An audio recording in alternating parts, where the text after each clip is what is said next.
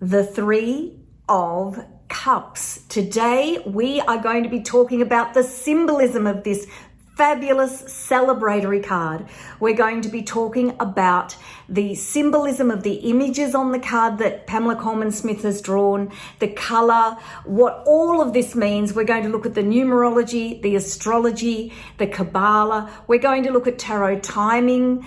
In fact, we're going to look at all of the deeper meaning of this card, which relates back to the overall meaning of the card. So if you're interested in knowing this card at a deeper level, I know I'm talking about Waite, and you are probably all sick of it. But this is the deck that all modern decks are based on. If you're having trouble really getting to grips with the meanings of the tarot deck, the cards in the tarot deck, then this is a good place to start, because once you've learned Waite, you can read any tarot deck. So if you want to connect with your tarot deck, stick with me. I'm going to spin the camera around and tell you more about the Three of Cups. Let's have a look at the Three of Cups. The Three of Cups, I think, is one of the most classic examples of the numerology of three, which is creativity and communication. So our title of the Three of Cups is the Golden Dawn title, the Lord of Abundance. And again, I'm getting all of my information from my tarot symbolism cheat sheets, which are the main sheets that I wrote for doing my videos, because I knew you'd all ask me for them. It happens every time. So I thought, okay, I'm going to be organized and have these done. I've got my quick reference cheat sheets, and I've also got this worksheet that comes with it as well, which helps you to look at how you're connecting with the symbolism and get to our ultimate goal in learning about the symbolism of the cards, and that is to help you get just the essence of the meaning of the card at a deeper level. So when you come to connect with it and come up with your own intuitive meanings, those meanings are reflective of the original idea of the card. And also because, you know what, I have loved doing this. I have loved doing this deeper investigation of the Waite. It just makes this deck absolutely come alive. And I know it has its limitations, and this particular card is another example. However, it looks like there's girls, mainly females here. This figure may be male, but these two are female. But look, they're white.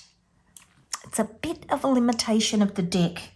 So there is that. But overall, if we bear that in mind and we have some compassion for Arthur Waite and Pamela Coleman-Smith, that they were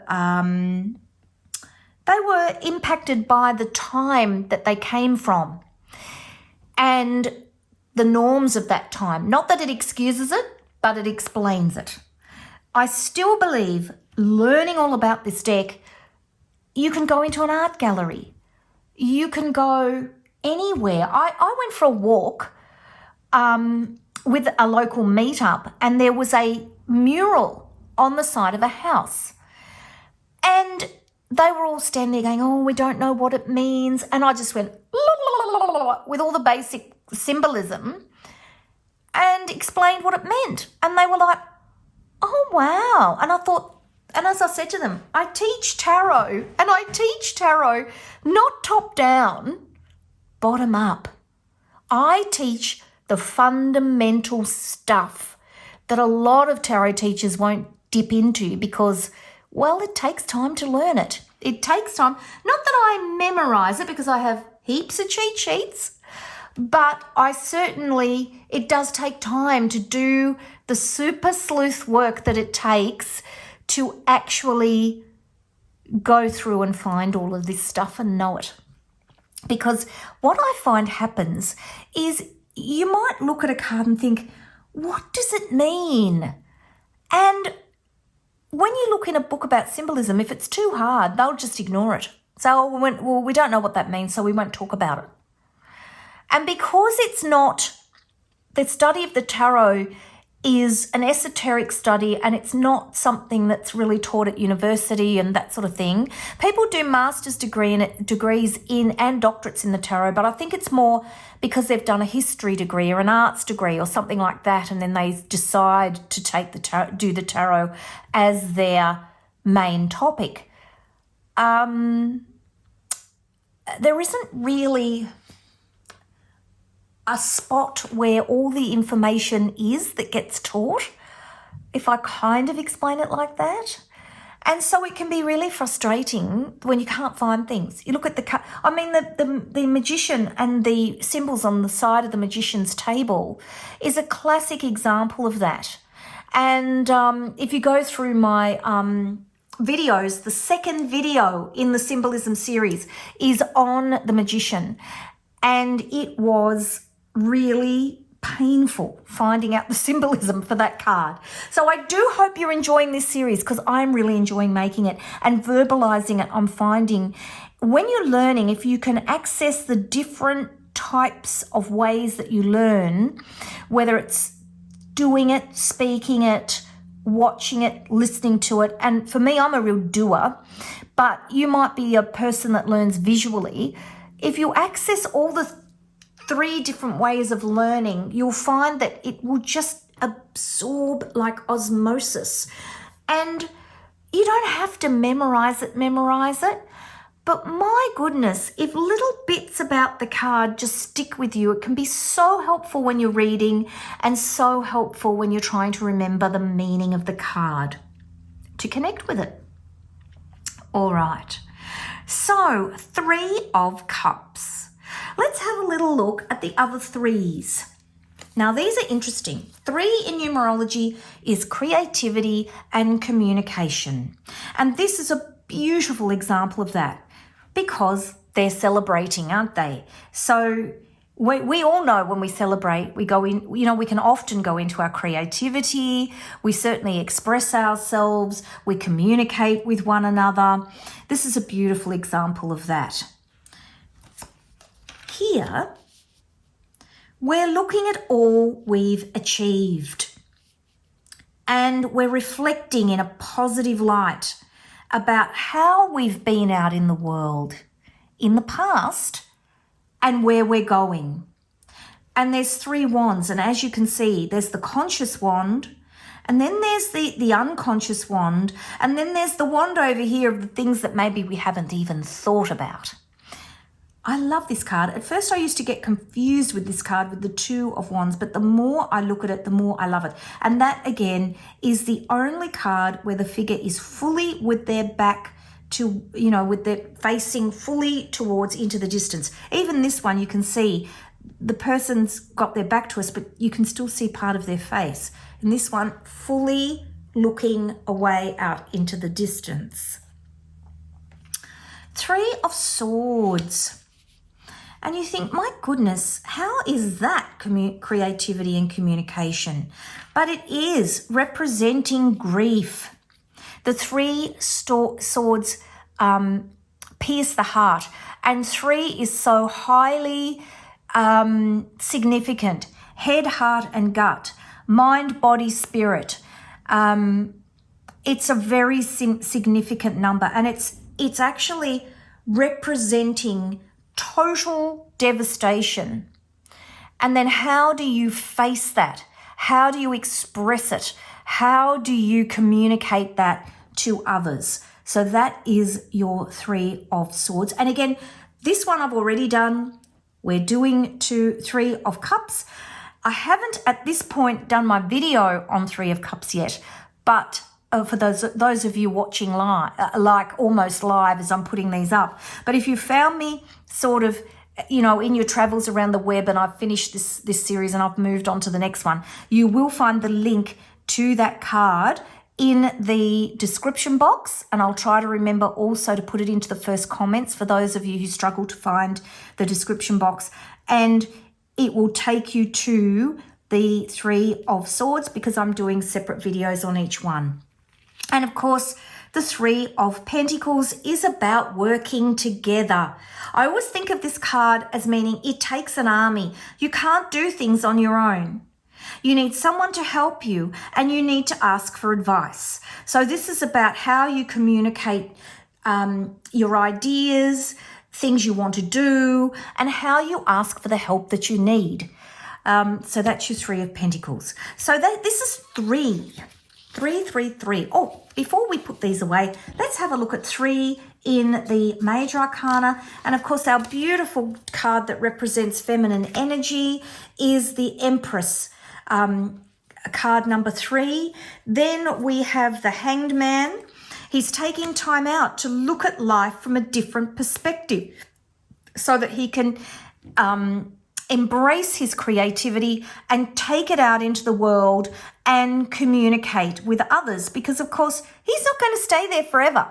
This is not about being hung. This is a card, that symbol, and I talk about this in the video that I did about the Hanged Man, that symbol of the 4 is very symbolic of shamans. That is the symbol of them taking time out, turning life upside down to look at it from a different perspective. He's only hanging by 1 foot. And his legs are red. So they're passionate, they're active, and he could take himself down from there at any time. And of course the World, which is 2 and 1, 21, 2 plus 1, because we always reduce numbers down to the lowest common denominator in numerology, is the World.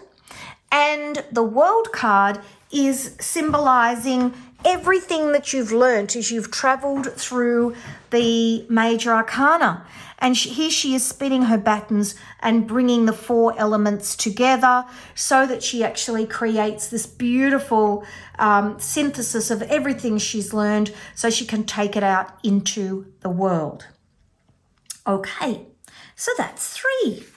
3, 3, 3. And when we think about the cards like that, it starts to make the deck really come alive with how it all fits together. So this is 3, celebration. If we look at timing, we're now into the 2nd decan of Cancer.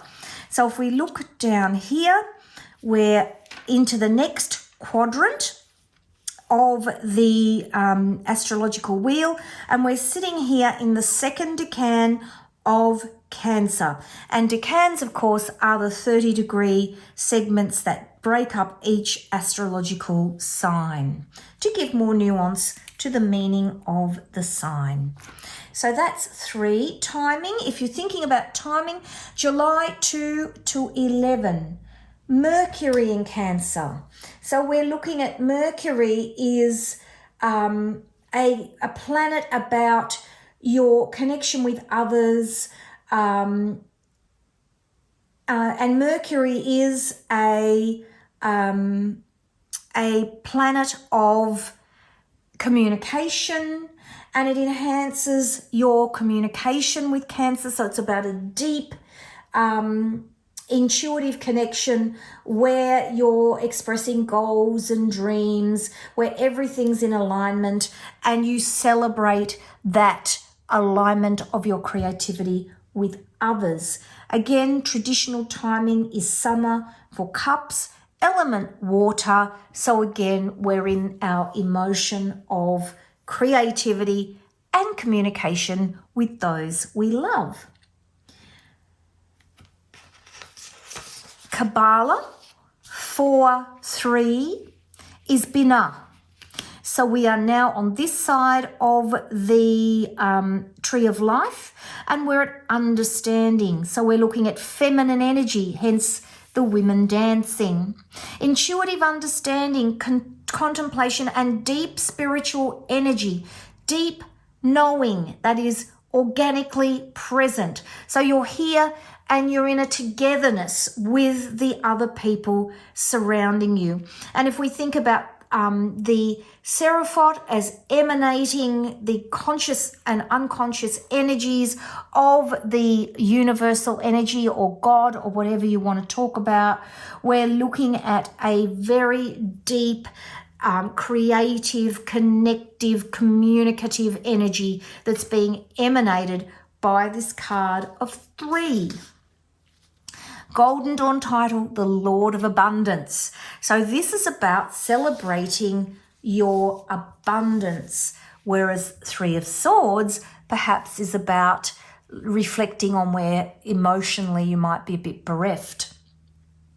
So there's three women dancing. I'm presuming this is a woman. I mean, it's hard to know back to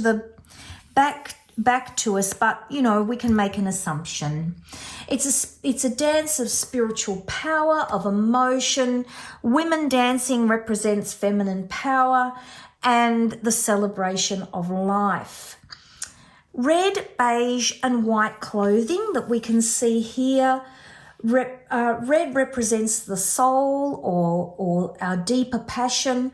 White is the mind or the clarity of the mind, and beige represents the body. These are, again, very traditional interpretations of the colours. And so it's representing the three aspects of self coming together in a positive way. Raising the cup, we've all done it. Raise your glasses to toast in the new year. It's a symbolism of celebration, of putting emotion upwards, of channeling energy from sky to earth, if we think about the magician. So again, and if you look here, again, you've got this pose. If you look at the magician, see this pose of sky to earth. Again, look at this, arm up and down. What else can we talk about? The grapes are a traditional symbol of abundance, and they appear, actually the other card they appear in that is worth a look is this one. Nine of Pentacles. 3 by 3 by 3. And in fact, the King of Pentacles also, and I think the Queen, have a lot of grapes. Oh, Queen not so much, but the King does. Look at all the grapes. So grapes are traditionally a symbol of success in what you're doing in your life. And again, here she is celebrating her success, her ability to put herself out there and be successful in the fruits of her labor. 3 by 3 by 3.